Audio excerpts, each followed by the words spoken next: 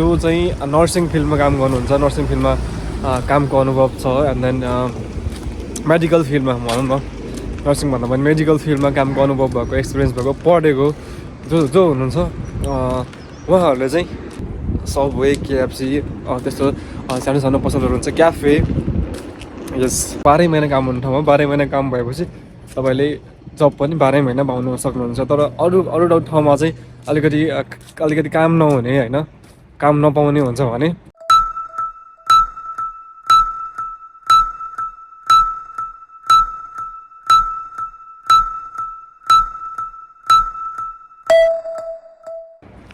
Right. Hello and नमस्ते सबैजनालाई, hope so everyone doing well.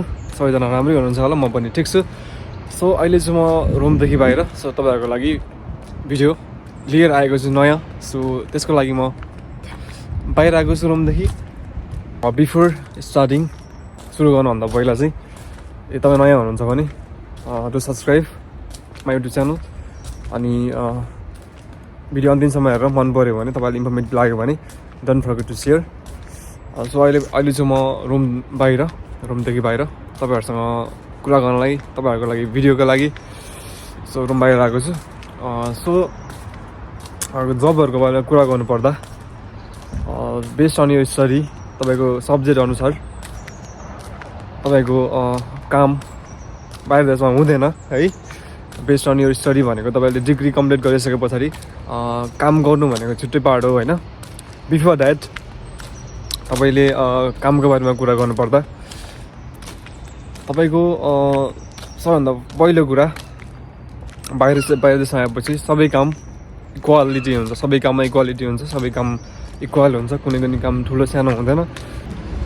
So right, अब चाहिँ हामी कुरा गर्छौँ के हुन् त ती 5वटा काम जुन चाहिँ हामीले इजिली पाउन सकिन्छ इन द युके।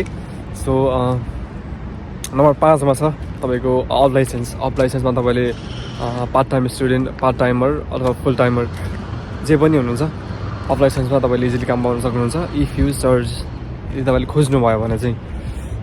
नम्बर 5मा भयो of license. And then number 4, अब चाहिँ हामी नम्बर 4मा जाउँ। नम्बर 4मा छ तपाईँको restaurant and hotel. Restaurant and होटलहरूमा चाहिँ तपाईँले गर्न सक्नुहुन्छ if you have a good experience in the hotel. तपाईँको होटलहरूमा, रेस्टुरेन्टहरूमा तपाईँको गुड एक्सपिरियन्स छ भने रेस्टुरेन्ट एन्ड होटलमा गर्न सक्नुहुन्छ। रेस्टुरेन्ट होटलमा कस्तो चल्ने गर्ने, जो चाहिँ होटलमा अनुभव छ, होटल एन्ड रेस्टुरेन्टमा काम गरेको एक्सपिरियन्सहरू छ, सेफ, रिसेप्सनिस्ट अथवा तपाईँको वेटरेस सबै कुराहरू। सो तपाईँको त्यो एक्सपिरियन्स छ भने त्यता पनि गर्न सक्नुहुन्छ। And then let's go to number 3। तपाईँको नम्बर 3मा छ सबवे, केएफसीहरू। त्यस्तोमा पनि तपाईँले धेरैले इजिली काम पाउन सक्नुहुन्छ if you search door to door गएर खोज्नुभयो भने तपाईँले त्यता पनि इजिली काम पाउन सक्नुहुन्छ। सबवे, केएफसी त्यस्तो सानो सानो पसलहरू हुन्छ, क्याफे, यस। एन्ड 5, 4, 3 त भयो। Let's go to number 2। Number 2 त्योसँग रिलेटेड छ जो चाहिँ नर्सिङ फिल्डमा काम गर्नुहुन्छ, नर्सिङ फिल्डमा कामको अनुभव छ, एन्ड देन मेडिकल फिल्डमा भनौँ न, नर्सिङ भन्दा पनि मेडिकल फिल्डमा कामको अनुभव भएको, एक्सपिरियन्स भएको, पढेको जो हुनुहुन्छ उहाँहरूले चाहिँ केयर होममा चाहिँ गर्न सक्नुहुन्छ होइन। केयर होममा पनि तपाईँले एप्लाई गर्नु सक्नुहुन्छ यता आइसके पछाडि।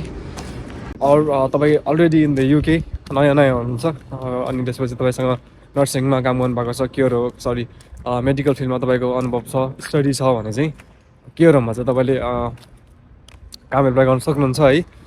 So and then let's go to number 1 which is must famous in the UK. Famous भने पनि धेरैले गर्ने भनेको लास्ट अप्सन भनेको सबैजनाको warehouse. Yes, I am talking about warehouse which I am doing.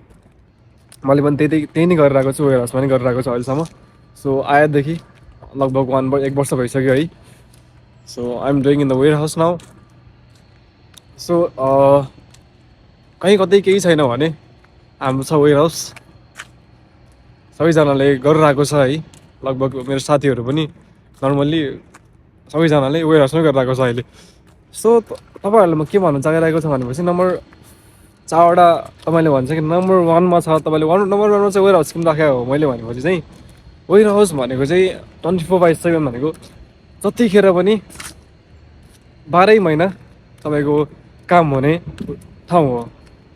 तपाईँको 12 महिना काम हुने ठाउँमा 12 महिना काम भएपछि तपाईँले जब पनि 12 महिना पाउनु सक्नुहुन्छ। तर अरू अरू ठाउँमा चाहिँ अलिकति काम नहुने होइन, काम नपाउने हुन्छ भने वेयरहाउस भनेको तपाईँको 12 महिना काम चल्ने ठाउँ भएको भएर यु क्यान गेट इजिली है। तपाईँको वेयरहाउसमा कसरी एप्लाई गर्ने, वेयरहाउसमा कसरी एप्लाई गर्न सकिन्छ भन्नुहुन्छ भने सो अहिले वेयरहाउसमा गर्ने साथीहरू धेरै नै छ है। If you already in UK तपाईँहरूलाई थाहा नै छ होला, वेयरहाउसमा धेरै नै गरेर आएको छ साथीहरू। नेपालदेखि चाहिँ भिडियो हेर्दै हुनुहुन्छ भने सो तपाईँहरूलाई चाहिँ म के भन्न चाहन्छु भने वेयरहाउसहरूमा धेरै नै गरेर आएको छ, धेरै नै मान्छेहरूले गरेर आएको छ। So you can get easily job in warehouse 12 महिना मजाले। सो यो थियो 5वटा जबहरू जुन चाहिँ तपाईँले इजिली पाउन सक्नुहुन्छ। And then already in UK तपाईँले अलरेडी आइसक्नु भएको छ युकेमा, अनि कामहरू पाइराख्नु भएको छैन भने सो यो 5वटा ठाउँहरूमा चाहिँ एप्लाई गर्नुभयो भने, खोज्नुभयो भने यु क्यान गेट चान्स। अलिकति बुझ्नु चाहिँ पऱ्यो, अलिकति खोज्नु चाहिँ पऱ्यो, अलिकति डुल्नु चाहिँ पऱ्यो है। घर बसी जति काम कसैले पनि दिँदैन, कसैले पनि पाउँदैन। सो अलिकति खोज्नु पऱ्यो, बुझ्नु पऱ्यो, डुल्नु पऱ्यो, अलिकति मेहनत गर्नु पऱ्यो काम खोज्नलाई चाहिँ। अरू कसैको आशमा बसेर हुँदैन। सो मैले चाहिँ तपाईँलाई गाइड मात्रै गर्ने हो है। यसो गर्दा उस्तो गर्दा यता गर्दा उता गर्दा यस्तो हुन्छ है भनेर तपाईँलाई मैले इन्फर्मेसन दिने मात्र हो, सजेसन गर्ने मात्र हो होइन। तपाईँको हातमा हुन्छ काम खोज्न जाने या रुममै बस्ने सुत्ने। सो इट्स अन यु है। So thank you so much. आजको भिडियो चाहिँ यति नै थियो। अहिलेसम्म हेर्नु भएको छ भने डोन्ट फर्गेट टु सब्सक्राइब। अनि अलिकति तपाईँलाई इन्फर्मेटिभ लाग्यो भने साथीहरूसँग सेयर पनि गरिदिनु होला। Thank you so much everyone. Keep watching, keep loving. आजको भिडियो चाहिँ यतिसम्म थियो, पानी पनि पर्न आँटेको छ। So bye bye, take care. अब चाहिँ नेक्स्ट भिडियोमा भेटौँला। Thank you so much everyone, bye bye, see you.